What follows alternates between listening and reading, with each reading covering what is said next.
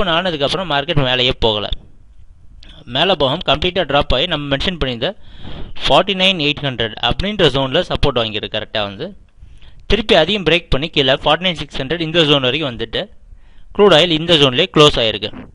So இந்த two ஜோன்ஸை, அதாவது 50,200 அப்படின்ற ஜோனும் 49,600 இந்த ரெண்டு ஜோனுக்குள்ளேயும் crude oil silver mini market ட்ரேடாக ட்ரை பண்ணியிருக்கு.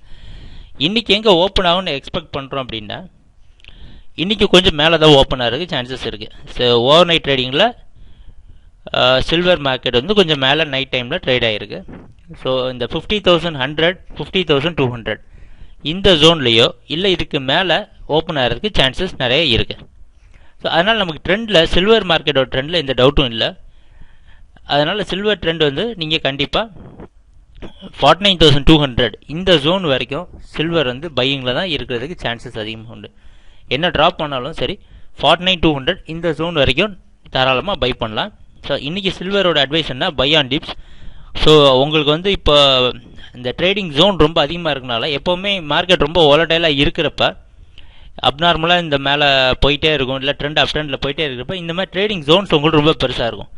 அப்போ தான் சொல்கிறது, இந்த எக்ஸ்போஷர்ஸை பார்த்து யூஸ் பண்ணணும். நீங்கள் எந்த நேரத்தில் எக்ஸ்போஷர் ஆட் பண்ணுறோம், எப்படி ஆவரேஜ் பண்ணுறோம், அந்த ஆவரேஜ் பண்ணுற ப்ராஃபிட்டை எப்படி நம்ம புக் பண்ணுறோம்ன்றதை பொறுத்து தான் இந்த மாதிரி வாலடைலான மார்க்கெட்டில் நம்ம ப்ராஃபிட் பண்ணுறதுக்கான சான்சஸ் நிறைய அதிகமாகும்.